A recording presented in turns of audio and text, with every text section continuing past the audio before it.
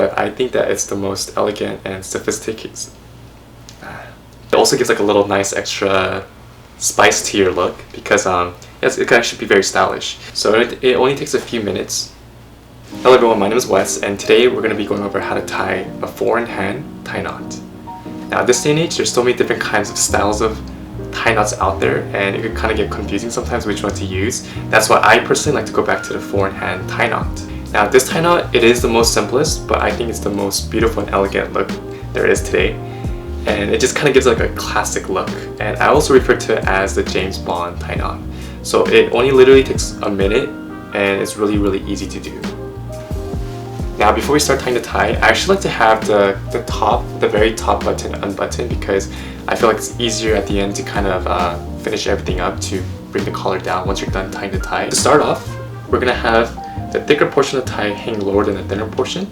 And generally, I like to have the thinner portion of the tie kind of come right about the belly button area. And here, we're going to go into our first step where we have two ties cross over. So the thicker portion of the tie is going to cross over the thinner portion like this. And we're going to form an X.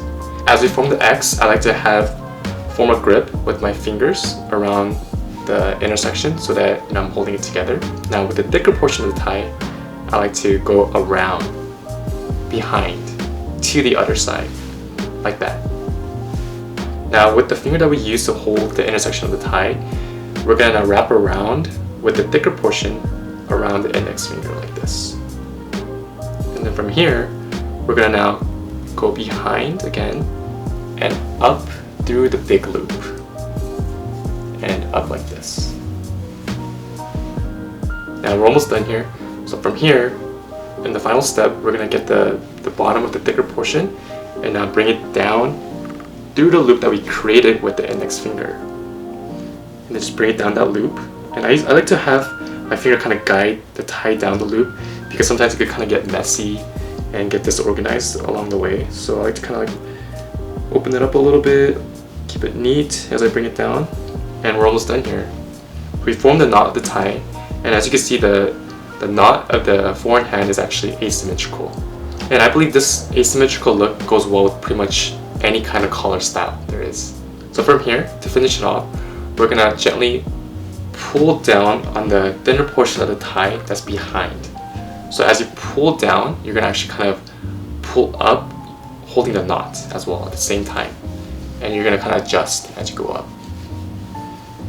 And then I like to kind of like pull on the front portion of the tie as well to kind of make it more tighter, more taut. And then as you come towards the top and we're finishing up the knot, that's when I like to bring down the collar.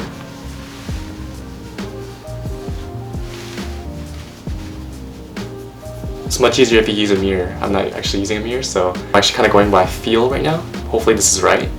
So before we actually tighten up the tie, I like to now then button up the last button.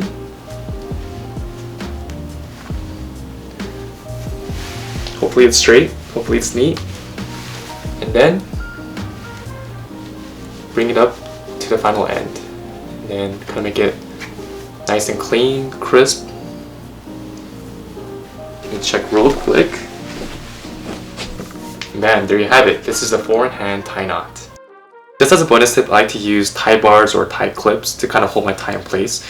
Not only is this really practical, but it also kind of gives it like a nice spice to your look because yes, it can actually be very stylish. And as a tip, you never want the tie bar to actually cover the entire length of the tie. It actually doesn't look neat. General guideline is to have the tie bar cover about 2/3 of the width of your tie. You don't want it too low, and you actually don't want it too high. It looks very awkward. The sweet spot to actually place your tie bars between your 3rd and 4th button, like this. So depending on the length, the width of your tie, I know some of you guys like to go skinnier with the tie. With tiebar.com has all different kinds of length and width and color of tie bars. So if you do go generally skinnier on the tie, you could get a thinner and a shorter tie bar as well too. And those are fantastic and very stylish too. So there we have it. This is how you tie a 4-in-hand tie knot with a tie bar. So if you guys liked the video, if you guys got some value out of it, please give it a thumbs up and subscribe for more men's fashion and health. So thank you guys again, and see you guys in the next one.